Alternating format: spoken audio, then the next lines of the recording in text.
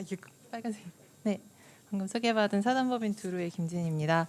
네, 제가 작년 초에 지금 이 단위에서 준비하시는 워크숍에 한번 와서 이야기를 한 적이 있었는데요.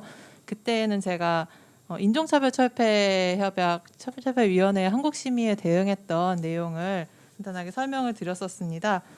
그때 방금 김희진 변호사님께서 너무나 잘 설명해 주신 것과 같은 절차를 거쳐서 인종차별철폐위원회에 저희 심의를 대응을 했었고, 그때부터 사실 저희는 이주아동의 이슈를 중심으로 아동권리위원회 심의를 대응을 하고 있던 상황이었습니다.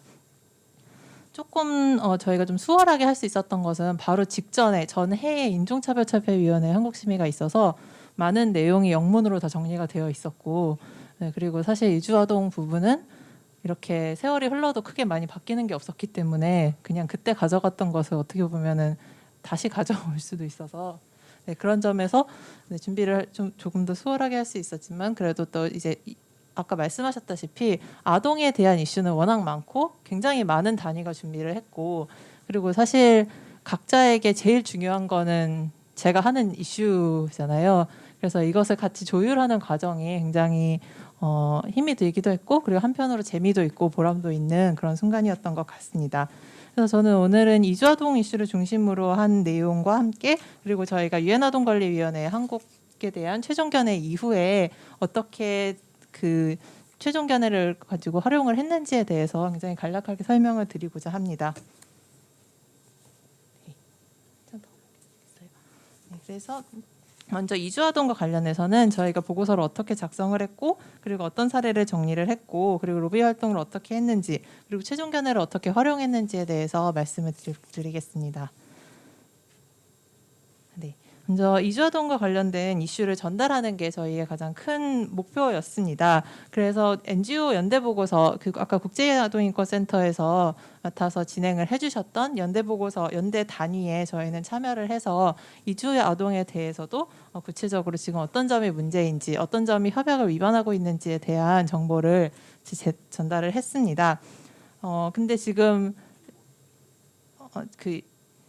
CRC의 연대보고서 같은 경우에는 글자 수 제한이 있어서 저희가 생각했던 필요하다고 생각한 그런 이슈를 모두 다 전달을 할 수는 없었습니다. 이게 인종차별철폐위원회 같은 경우에는 이게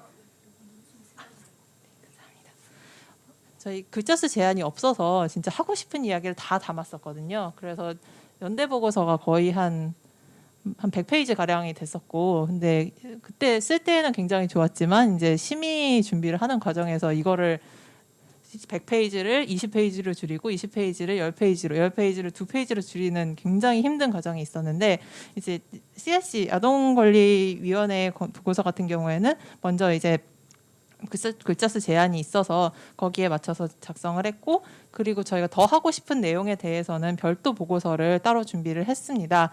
그래서 별도 보고서에는 저희가 이제 또 필요하다고 생각했던, 예를 들면 출생 등록부터 아동의 구금까지 다양한 내용이 담긴 보고서를 제출했었습니다.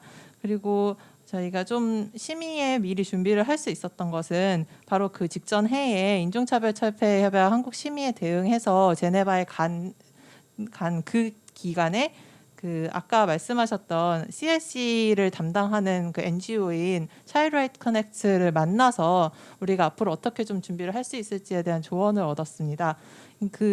아마 지금 CRPD도 관련된 NGO가 IDA가 있을, 네, 그래서 같이 아마 협력을 하시고 계실 것 같은데요.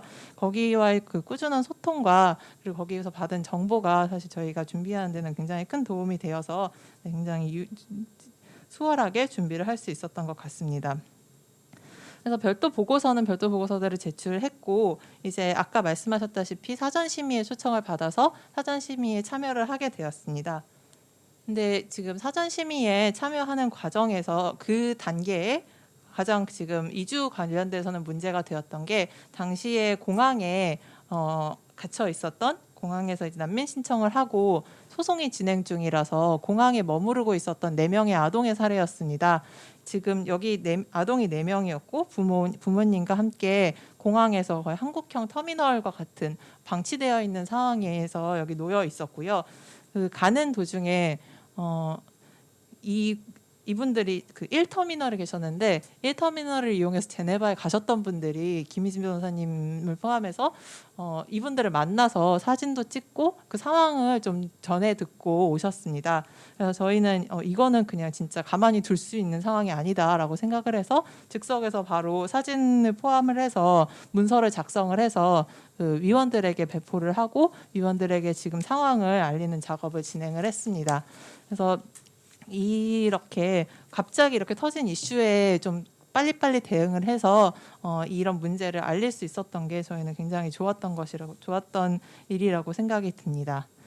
네, 그래서 이런 과정을 아까 말씀하셨던 과정을 거쳐서 그리고 오럴 스테이트먼트도 발표를 하고 이주아동과 관련해서 다양한 이슈에 대해서 사전심의에서 전달을 하고 그 다음에 나왔던 게 이제 쟁점 목록입니다.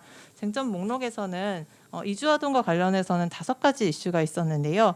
출생등록부터 시작해서 사회보장 및 보건 서비스에 대한 접근권에 대한 문제를 지적을 했고, 그리고 이주아동의 교육권 보장에 대해서도 계획을 물어보는 질문이 있었고요. 그리고 구금과 혐오 표현에 대한 내용이 담겨 있었습니다. 쟁점 목록에서 이주아동에 대한 이슈가 굉장히 많이 있어서 저희는 한편으로 되게 좋았던 반면에, 그리고 또 그럼에도 불구하고 저희가 생각했던 또 들어갔으면 좋겠다고 생각했던 이슈, 예를 들면 아까 보았던 뭐 공항난민의 사례라든지 아니면 그리고 이주아동의 체류권, 지금 현재 한국에서는 이주아동이 미등록 이주아동 같은 경우에는 한국에서 태어난다고 하더라도 체류권을 받을 수 있는 방법이 없는 상황이라서 이런 문제도 좀 적극적으로 알리고 싶다는 그런 생각이 들었습니다. 그래서 쟁점 목록 이후에도 정부 국가보고서가 아까 말씀하셨다시피 좀 늦게 나왔음에도 불구하고 늦게 나온 내용에서 또 빠진 내용이나 모자란 내용은 빨리빨리 또 준비를 해서 추가를 할 수가 있었습니다. 네, 그래서 그렇게 추가를 하고 이제 저희는 같이 또 다시 본심의 대응을 위해서 제네바에 방문을 했었는데요. 지난번 작년에 또 말씀드렸다시피 그때도 가장 궁금해하셨던 게 펀딩이었었는데 저희는 이때에도 그때 지난번에도 저희가 그 카지라고 하는 제네바 현지의 단체에 좀 숙박비 같은 것, 그 현지 체류비와 숙박비를 조금 받을 수 있었는데요. 이번에도 그 본심의 때도 그 NGO에 요청을 했고 사전심의 때에도 그 NGO에 요청을 해서 지금 한국에서 가려고 하는데 지금 우리가 숙박비가 조금 필요하다라고 해서 지원을 받았었습니다. 근데 이제 본심의 같은 경우, 사전심의 같은 경우에는 2월에 진행이 돼서 그쪽에서 이제 펀딩도 굉장히 많고 그래서 좀 많은 비용을 저희에게 지원을 해줬었는데 이 본심의는 아무래도 9월이고 저희가 인원도 좀 많았다 보니까 좀 거기서도 예산이 부족하다는 이야기를 했었는데요. 그래서 좀 빨리빨리 좀 이런 예산을 좀 확보를 하는 것도 굉장히 필요했던 것 같습니다.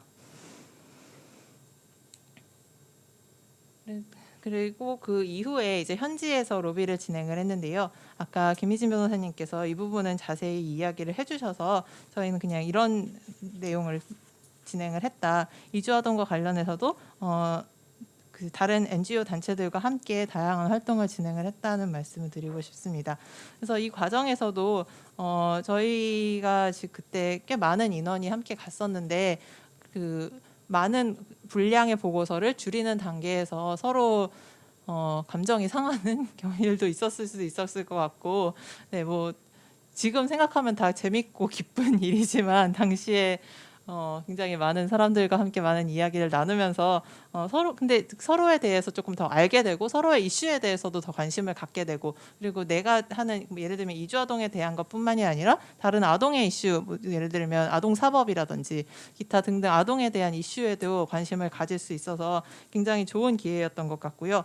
그리고 아무래도 그 영어로 빨리빨리 진행을 해야 되는 부분이 있어서 좀 그래도 상대적으로 영어를 할 수 있는 사람들이 있는 경우에는 더 빨리 이야기를 하고 더 다른 이슈에 대해서도 좀 더 잘 알면서 바로바로 질문이 나왔을 때마다 전달을 할 수 있도록 하는 게 좀 중요한 역할이었던 것 같습니다.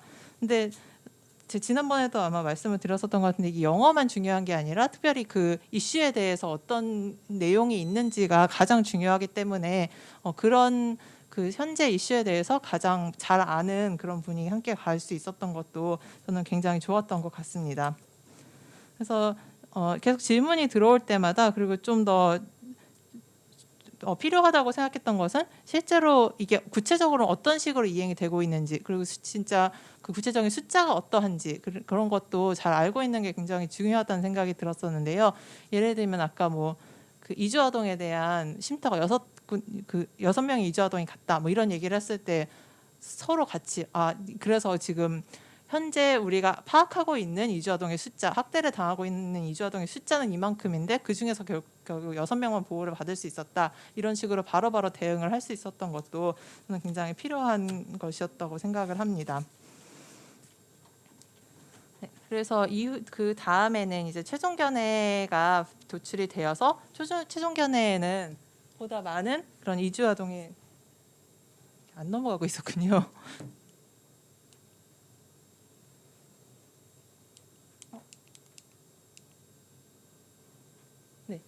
많은 이주아동에 대한 그런 내용이 포함이 될 수 있어서 굉장히 보람 있는 순간이었다고 할 수가 있을 것 같습니다.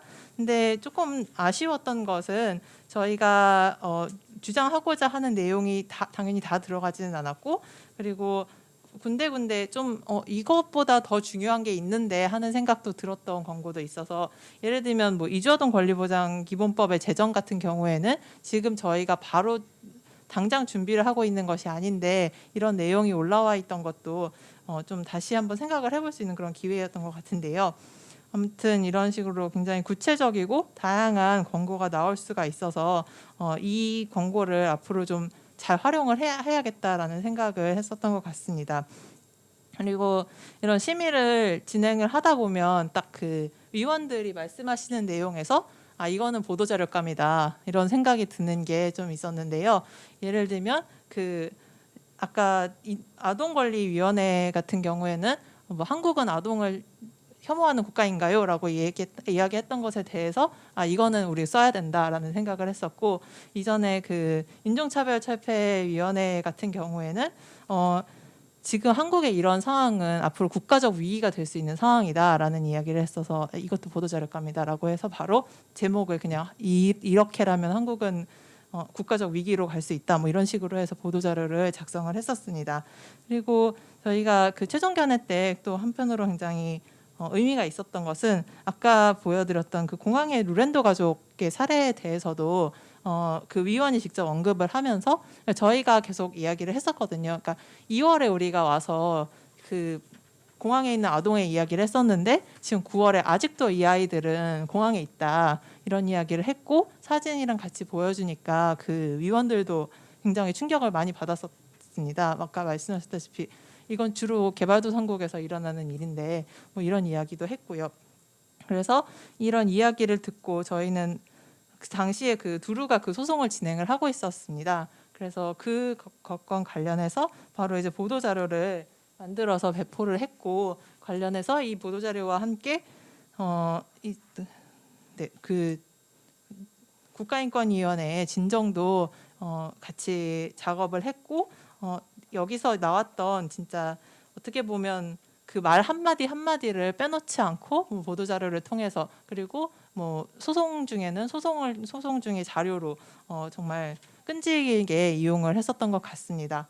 그래서 뭐 단순히 이 이유 때문은 아니었겠지만 결국 이 당시 이 소송에서 승소를 해서 이 아동들은 한국에 입국을 할 수가 있게 되었고요. 그래서 어떻게 보면 정말 그냥 한마디 말일 수도 있었겠지만 이런 것들을 좀 잘 활용을 하고 그리고 기회가 될 때마다 계속 이용을 해서 어떻게 보면 성과로 이어나갈 수 있었던 것 같아서 이런 게 의미가 있었던 것 같습니다. 그리고 다음으로는 이주아동 외에 저희가 또 그 아동 이슈와 관련해서 최종 견해를 바탕으로 했던 입법 활동에 대해서 한번 이야기를 드려보고자 합니다. 먼저 두 가지를 이야기하고 싶은데요. 하나는 대상아동 청소년 조항의 문제 그리고 또 한 가지는 체벌금지에 대한 이슈에 대해서 설명을 드려보고자 합니다. 먼저 그 대상아동 청소년 조항이라고 하면 이것은 아동 청소년의 성보호에 관한 법률 아청법에 있는 당시 그 법의 문구였는데요. 그 성매매의 아동을 대상으로 한 성매매, 그 아동의 성착취의 대상이 되는 아동을, 그러니까 그 성매매 또는 성적 학대 연루가 된 아동을 한국에서는 당시에 대상 아동 청소년으로 분류를 해서 이 아동들에게 보호를 제공한 것이 아니라 이 아이들을 어떻게 보면 범죄자로 볼 수 있는 그런 식으로 진행을 하는 그런 법령의 문구가 존재했었습니다. 그래서 저희는 이 조항이 굉장히 문제가 있다고 생각을 했고, 이런 성매매는 아동을 대상으로 한 성매매는 성착취이고, 이 성착취의 대상이 된 아동들은 다 피해자로 봐야 된다라는 입장을 계속해서 주장을 했습니다. 그래서 이 과정에서 아동 성착취에 관련해서는 유엔의 이 조항과 관련해서는 유엔의 아동 성매매 성착취 관련된 특보에 진정도 했었고요. 그리고 그 별도의 보고서도 작성을 해서 아까 이주아동 보고서와 마찬가지로 별도의 보고서를 작성을 해서 그 유엔 아동권리위원회에 제출을 하기도 했었습니다. 그래서 이 문제에 관련해서도 아동권리위원회에 다음과 같은 권고를 받았었고요. 그래서 이 권고도 받고 나서부터 이제 계속해서 또 정말 사골처럼 우리면서 계속해서 그 법사위 의원들에게도 제출을 하고 계속해서 활용을 하는 작업을 거쳤습니다. 그래서 사실 이 조항이 지금은 삭제가 되었는데, 이 삭제가 된 배경에는 잘 아시는 그 N번방 사태가 있었고, 그 N번방 사태 이후에 다들 이제 뭐라도 해야 된다. 국회의원들도 이렇게 가만히 있을 수는 없다라는 생각을 했고, 그 과정에서 저희는 그 동안에 다 그 시민단체에서 활동을 했던 뭐 유엔에 진정을 했던 내용과 그리고 유엔 아동권리위원회 권고 그리고 관련된 그 지침 등등을 다 어떻게 보면 물이 들어왔을 때 노를 열심히 저을 수 있는 그런 계기가 되었었던 것 같습니다. 그래서 이거는 결국 아청법의 개정으로 이어져서 물을 잘 탄 그 틈을 타서 개정으로 이어져서 굉장히 어떻게 보면 좋은 결과를 냈다고 할 수가 있을 것 같습니다. 물론 지금 개정 이후에는 더 중요한 것은 이 법의 시행이고, 그리고 법이 어떤 식으로 이행이 되고 예산을 어떤 식으로 받을 수 있고, 이런 게 앞으로 할 일이 굉장히 많고, 사실 제대로 되고 그 정부가 언제나 저희 뜻대로 되지 않듯이 네, 그러고는 있지만 결국은 그 유엔 아동권리위원회의 꾸준한 그런 권고, 그리고 유엔 아동권리위원회에서 발표하는 그런 최종 일반 논평 같은 그런 내용도 저희가 계속 활용을 해서 앞으로의 활동으로도 이어갈 수 있을 것이라고 생각합니다. 그리고 다음으로는 저희가 지금 하고 있는 활동 중에 체벌금지의 법제화도 이야기를 할 수가 있을 것 같은데요. 지금 한국에서는 아동을 체벌하는 것을 허용하는 것으로 해석될 수 있는 다양한 법령이 존재합니다. 그 중에 하나가 그 민법의 징계권인데요. 이 징계권이라는 조항이 아동 그 부모 친권자의 아동에 대한 징계할 수 있는 권리를 인정함으로써 지금 어떻게 보면 체벌을 허용하는 것으로 해석이 될 수가 있는데요. 그래서 이 조항이 굉장히 문제가 있는 조항이다라고 해서 개정을 하려는 노력을 계속 해왔습니다. 그래서 이번 그 심의 때도 유엔 아동권리위원회 심의 때에도 계속해서 지금 한국에서 문제가 되고 있는 법이 이거다라고 하는 정확한 문구를 제시를 하면서 여기에 이런 문제가 있다라는 이야기를 직접적으로 그 위원들에게 다양한 기회를 통해서 전달을 했었고요. 그래서 받았던 권고는 법률 및 관행상 간접 체벌이나 훈육적 처벌을 포함한 모든 체벌을 금지할 것이라고 하는 그런 권고를 받을 수가 있었습니다. 그래서 이 권고도 계속해서 저희는 활용을 하고 있는데요. 그 지금 그 아동 체벌 금지에 대한 다양한 법령이 올라와 있는 상황인데, 이 과정에서 그 민법의 징계권을 개정하고자 하는 그런 다양한 개정안이 지금 올라와 있는 상황인데, 국회에 발의가 되어 있는 상황인데, 일부 그 개정안 같은 경우에는 아동을 훈육을 목적으로 하는 체벌은 그래도 그냥 훈육적인 목적으로 하면 괜찮다라는 식으로 해석이 또 될 수 있는 그런 개정안들이 몇 개가 있습니다. 이런 개정안에 대해서는 결국 훈육적 처벌 또한 문제다라는 것을 이런 유엔 아동권리위원회의 권고를 통해서 계속해서 또 적극적으로 반박을 할 수가 있는 상황이고요. 그래서 아직 개정은 되지는 않았지만 이 내용에 대해서는 그 법무부에서도 문제가 있다라고 파악을 해서 지금 정부에서도 정부안이 올라온 상황입니다. 정부안이 올라가는 그런 과정에서도 법무부랑 꾸준히 소통을 했었는데 법무부에서는 계속해서 어떻게 보면 훈육은 괜찮다라는 식으로 단서를 두려는 그런 움직임이 있어서 그거는 절대 안 된다라는 내용을 권고를 통해서 좀 더 보다 권위 있는 그런 자료를 통해서 제출을 보여줄 수가 있었고, 그래서 현재 그 정부안 같은 경우에도 정말 깔끔하게 그냥 징계권 삭제하는 것으로 올라와 있는 상황입니다. 그래서 이게 지금 개정이 빨리 되기를 기다리고 있는데 지금 국회가 지금 작동을 하지 않고 있어서 계속 지금 대기를 하고 있는 상황인데요. 아무튼 법 개정 단계에서도 저희는 이런 권고를 좀 적극적으로 활용을 해서 활동을 할 수 있기 때문에 굉장히 명확한 권고와 그리고 저희가 문제라고 생각하는 그런 지점을 꼭 찝는 그런 권고를 도출해 나가는 게 굉장히 꼭 필요한, 입법 과정에서도 꼭 필요한 활동이라고 생각이 됩니다.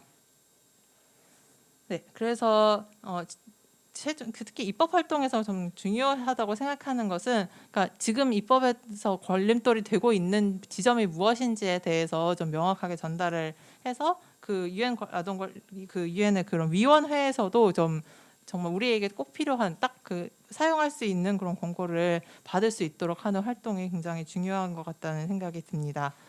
그래서 그리고 아까 그 김희진 변호사님께서도 말씀하셨다시피 지금 그 정부가 그쪽에서 굉장히 많이 하는 이야기는 법안이 올라와 있다인데, 사실 이게 법안이 올라와 있다는 것은 어떻게 보면은 정부에서는 그냥 핑계일 뿐이고 정부가 그런 법안이 통과되기 위해서 어떤 역할을 했는지, 그리고 일부 또 법안 같은 경우에는 정부가 굉장히 완강하게 반대를 하고 있어서 통과되지 못하고 있는 것도 있잖아요. 근데 그런 것들, 예를 들면 아까 그 대상아동 청소년 조항 같은 경우에는 법무부에서 굉장히 오랫동안 반대를 하고 있어서 이게 통과되지 못했는데, 법무부 같은 경우는 가서는 법안이 올라와 있다 이런 식으로만 이야기를 했었습니다. 그래서 그 실제로 어떤 부서가 어떻게 지금 걸림돌이 되고 있는지도 적극적으로 소통을 통해서, 위원들과의 소통을 통해서 권고를 좀 명확하게 도출해 나가는 것도 굉장히 필요한 작업이었던 것 같습니다. 그리고 이런 받은 최종 견해는 진짜 정말 사골처럼 무려내면서 여기저기서 막 외울 정도로 많이 사용을 할 수 있는 그런 자료가 되는 것도 굉장히 의미가 있는 활동인 것 같다는 생각이 듭니다. 네, 그래서 제가 준비한 부분 여기까지입니다. 네, 감사합니다.